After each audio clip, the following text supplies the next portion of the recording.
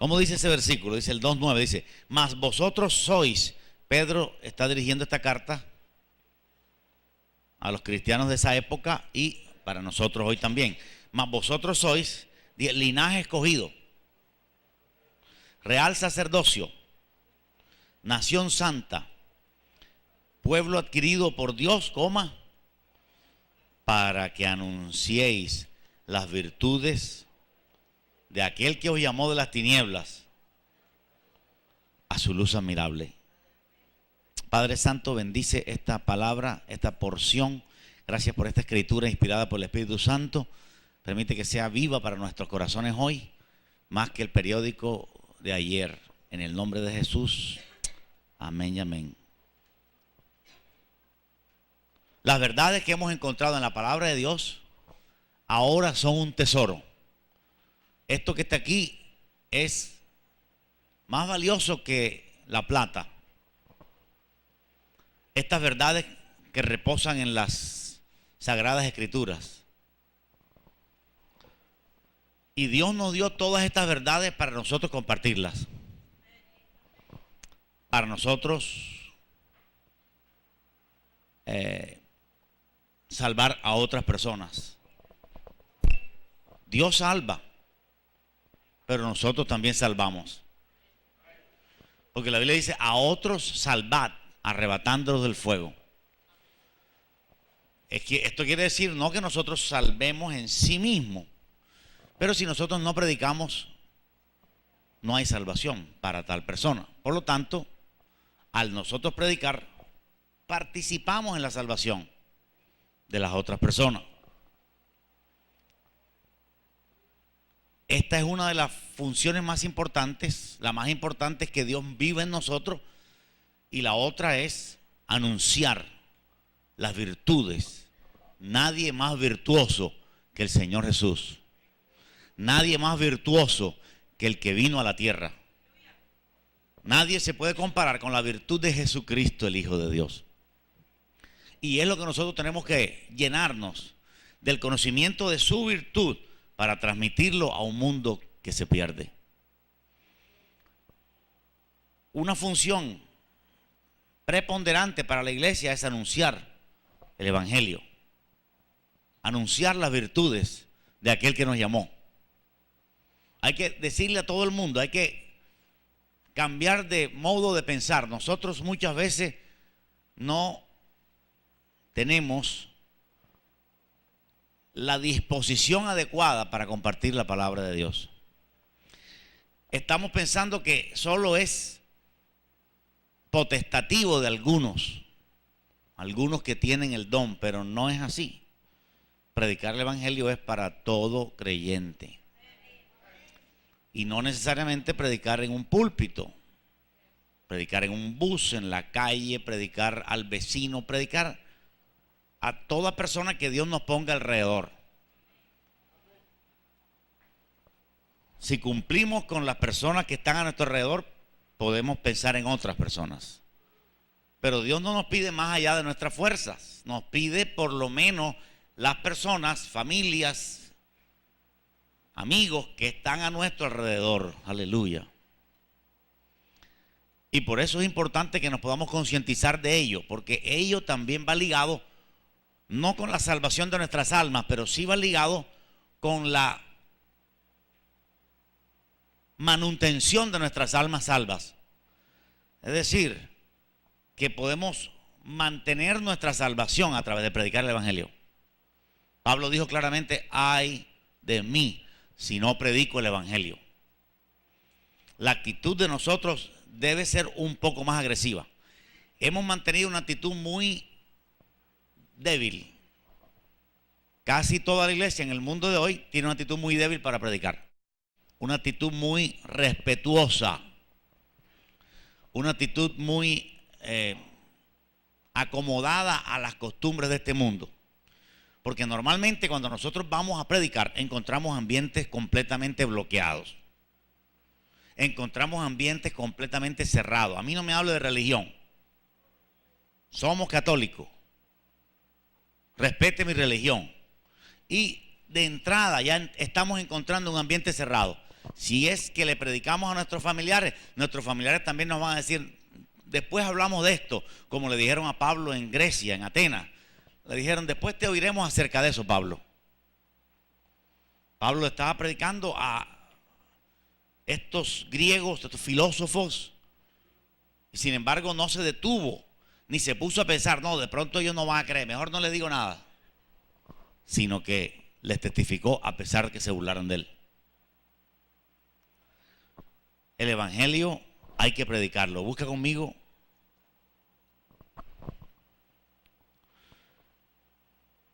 en Mateo 28, 19 y Marcos 16, 15. Mateo 28, 19.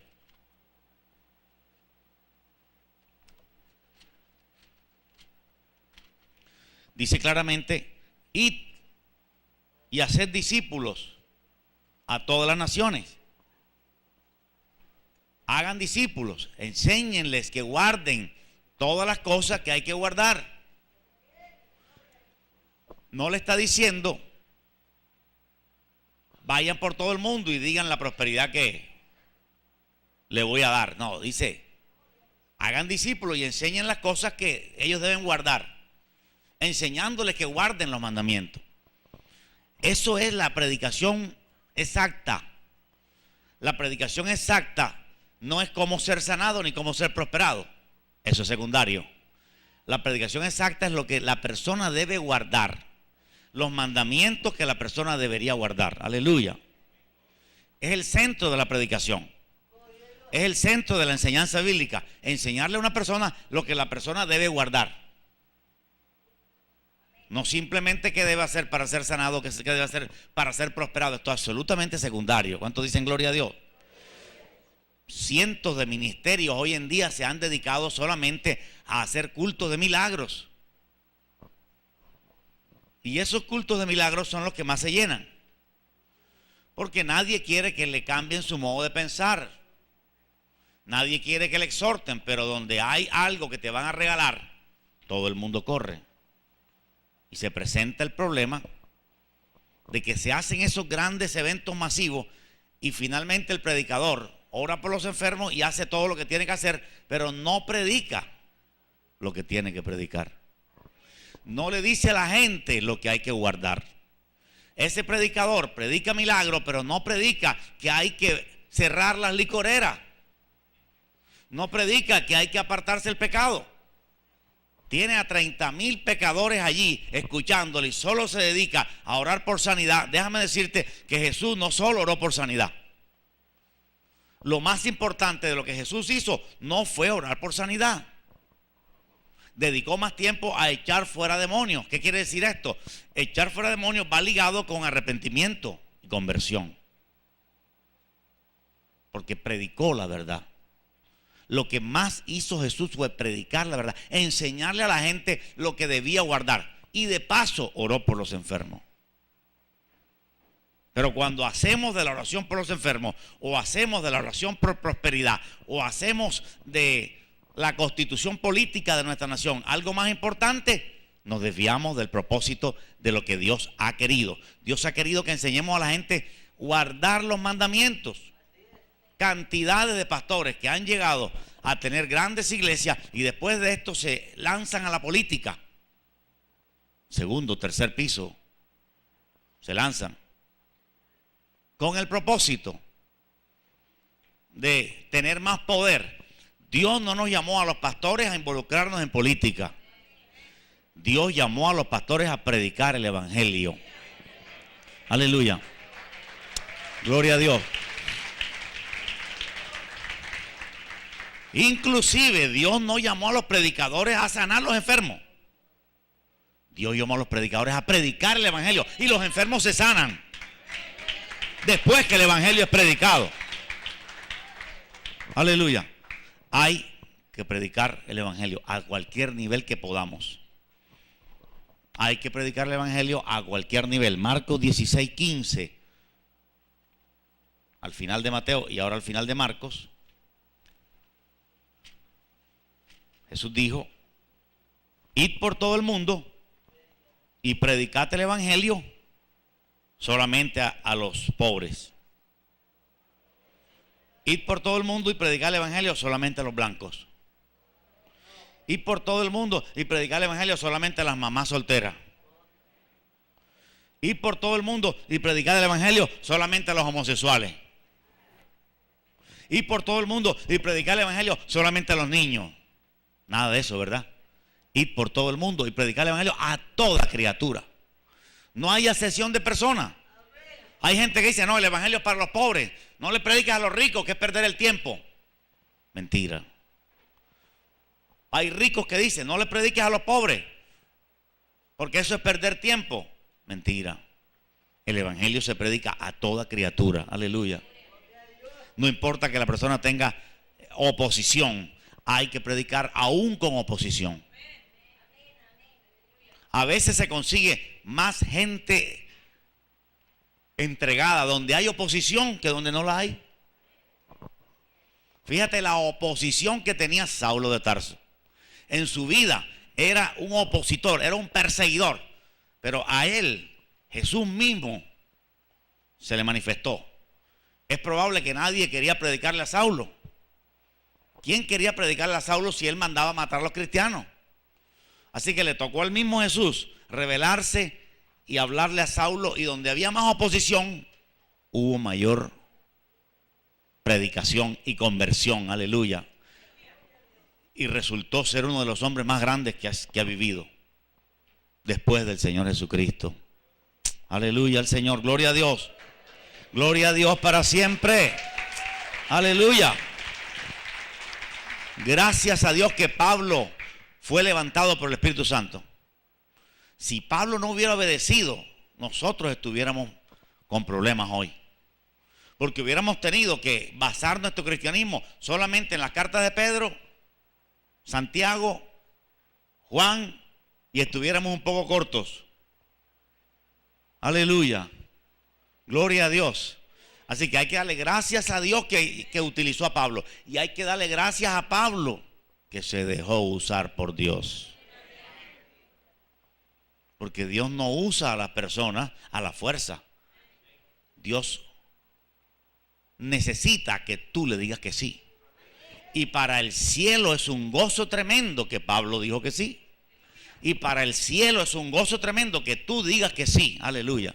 Dios no te va a obligar, pero cuando tú digas sí, quiero predicar, no quiero ser un cristiano de banca, no quiero ser un cristiano que no tiene hijos espirituales. Cuando tú digas eso, va a haber gozo en el cielo también.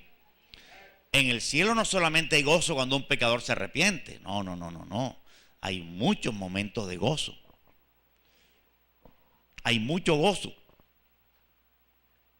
cuando un predicador dice quiero predicar. Cuando un cristiano dice quiero obedecer la palabra de Dios, quiero comenzar a predicar, quiero moverme más, aunque el terreno esté cerrado, aunque el terreno esté no apto.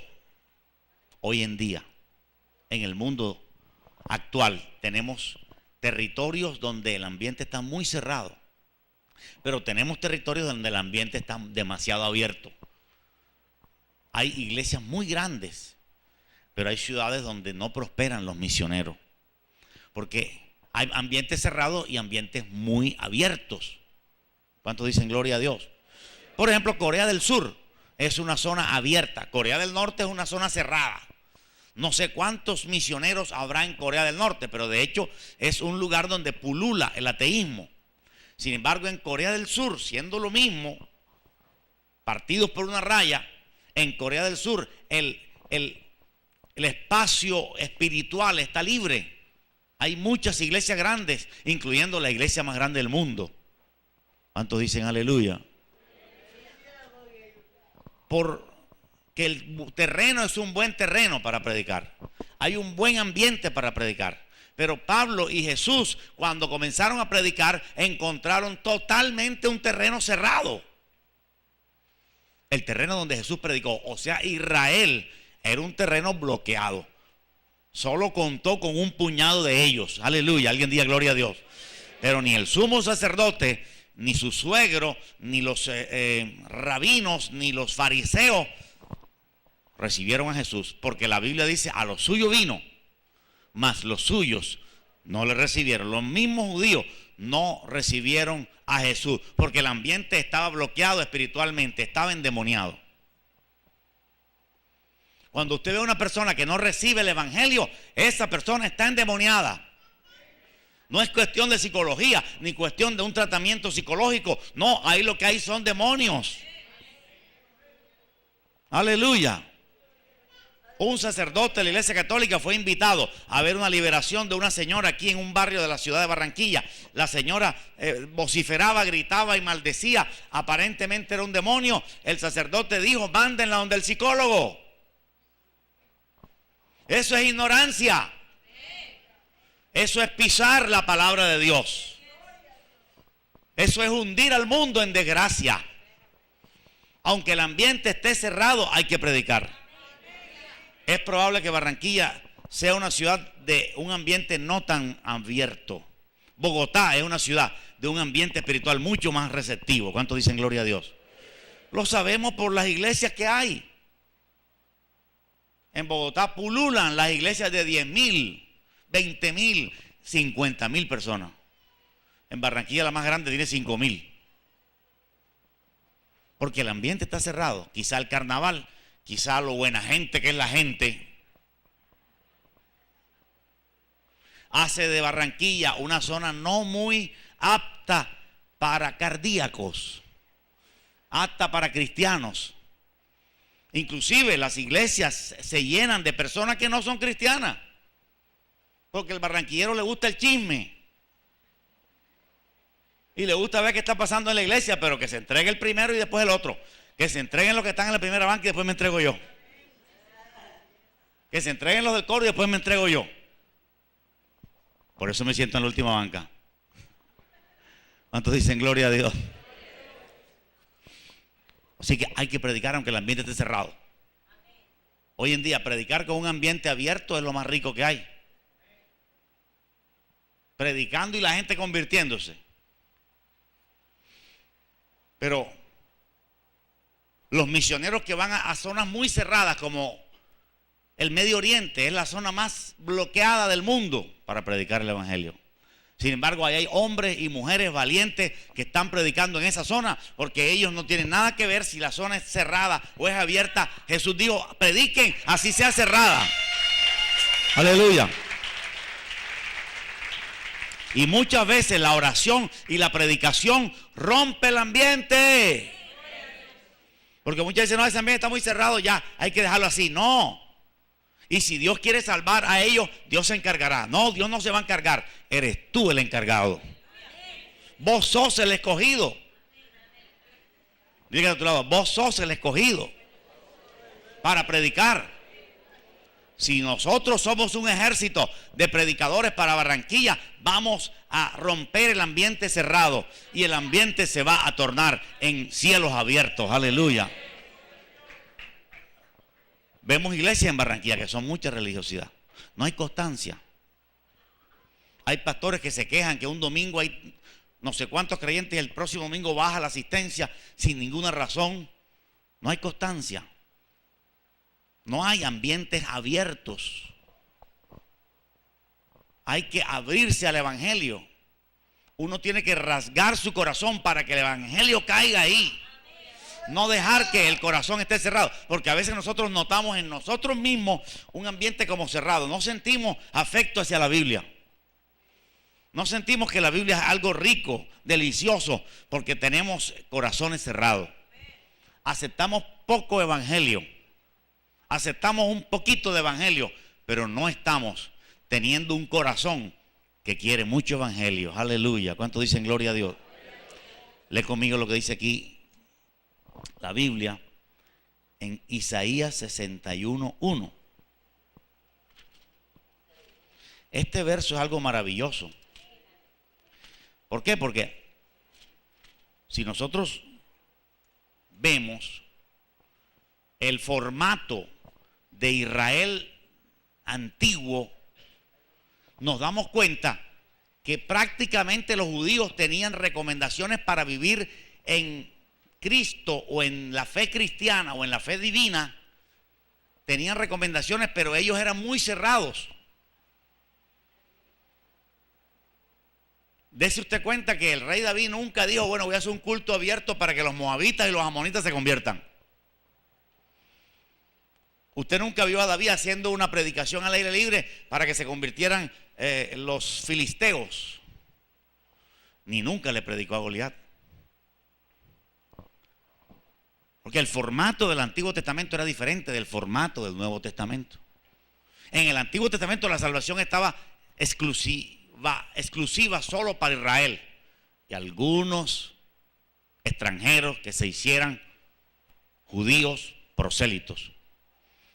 Pero básicamente no había ese tipo de predicación que Pablo nos dice en 1 Corintios. Dice, ha querido Dios salvar a los creyentes mediante la locura de la predicación.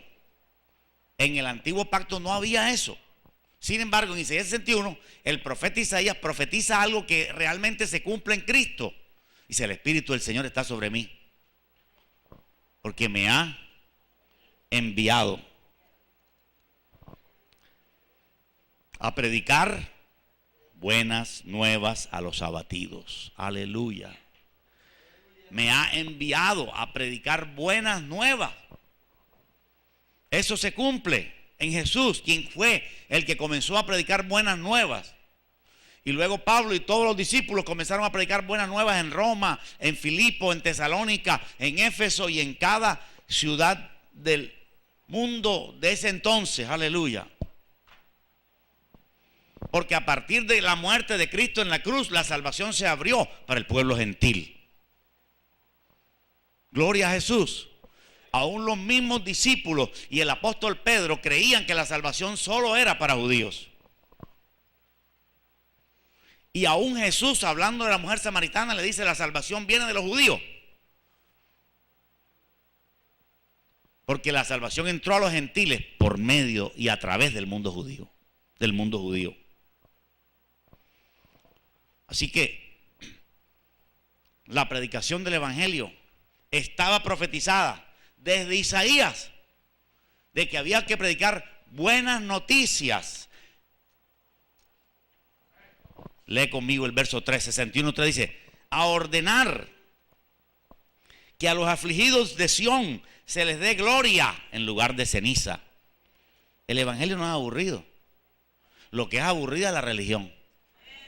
La Biblia nunca dice que el evangelio es aburrido. Aquí dice que se les dé ¿qué? Gloria en lugar de ceniza. Ceniza es aquello que está produciendo en nosotros esa tristeza, esa coger la Biblia y llevarla así de desodorante, llevarla a la iglesia como triste. Hoy toca culto, sí, hoy toca culto, sí, hoy toca culto. Hoy ayuno, sí, ayuno, lunes ayuno. Entonces se pone la Biblia y ceniza se llama eso. Pero aquí lo que dice es que se les dé gloria en lugar de ceniza. Que se les dé gloria en lugar de ceniza. Que se les dé gloria en lugar de ceniza. Que se les dé gloria en lugar de ceniza. Que se les dé gloria en lugar de ceniza. Que se les dé gloria en lugar de ceniza.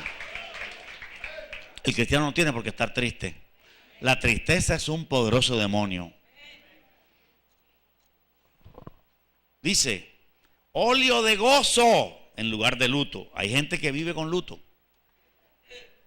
Vestido de negro.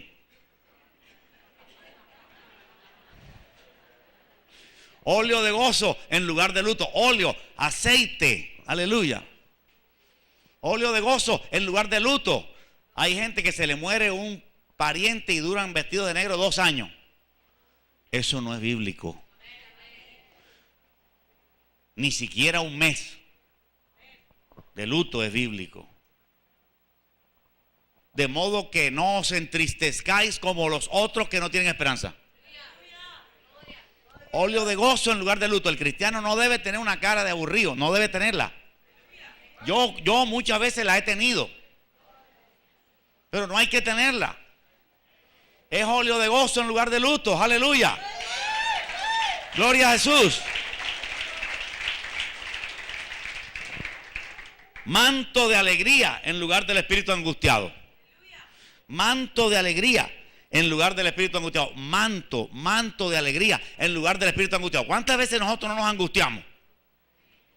Y en medio de la angustia hay que sacar el manto de alegría. Aleluya. En medio del problema hay que sacar el manto de alegría. Gloria a Dios. Esto que Isaías escribió no está ni en el nuevo pacto escrito. Porque Dios no quiere escribir tantas veces lo mismo. Esto es una profecía tremenda de lo que es el Evangelio. ¿Qué es el Evangelio?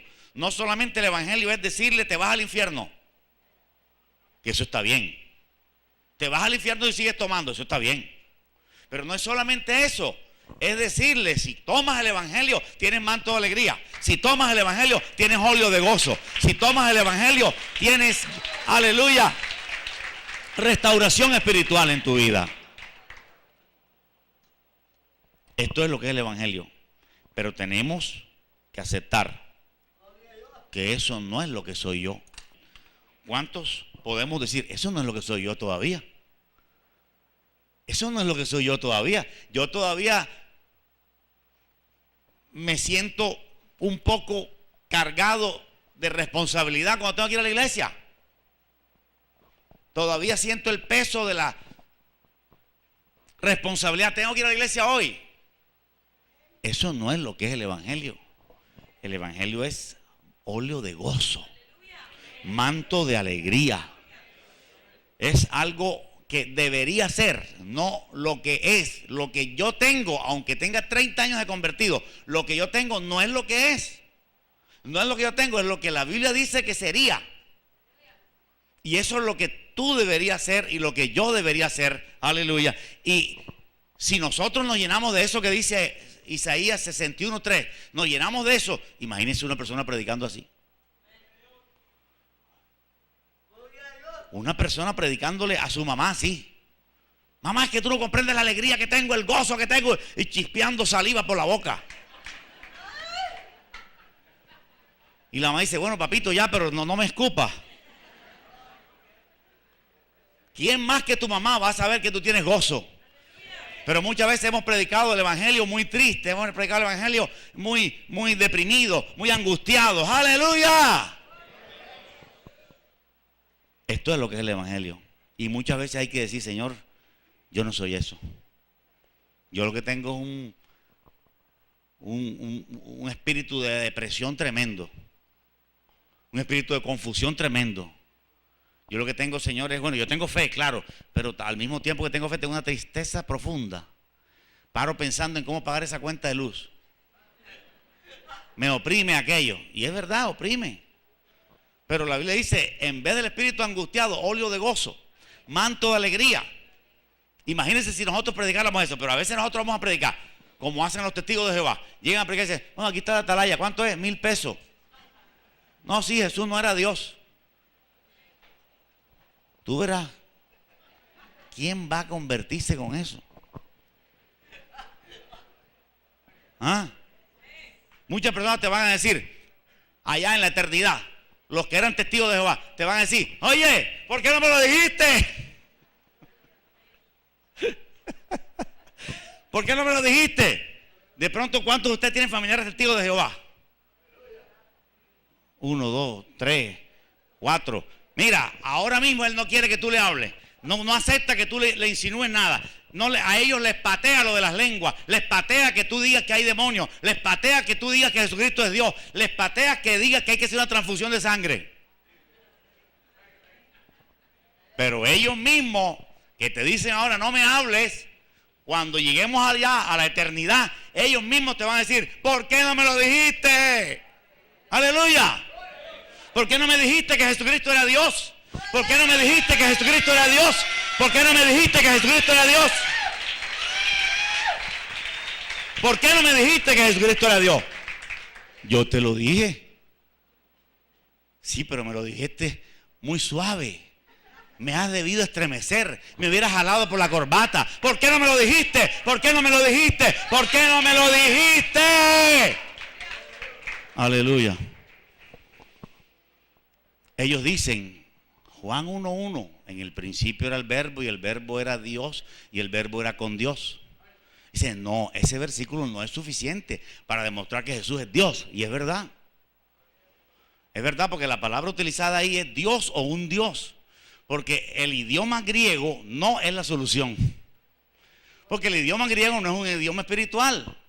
Primero. Y segundo, no podemos basarnos solo en lingüística para encontrar la revelación del pasaje. ¿Por qué? Porque una palabra en griego a veces significa 3 o 4 cosas. Y así que esto no es adivinación. ¿Cuántos dicen gloria a Dios? Si te vas solo a lingüística, tienes que adivinar. Porque la palabra utilizada allí es Dios o un Dios. Aleluya. Pero si nos vamos a Apocalipsis y le mostramos muchos otros pasajes, le podemos demostrar Jesucristo en Apocalipsis 5 recibe adoración de todos los ángeles en el cielo y todos los ancianos se postran delante del Cordero, y eso ocurre solo cuando Él es Dios. Aleluya.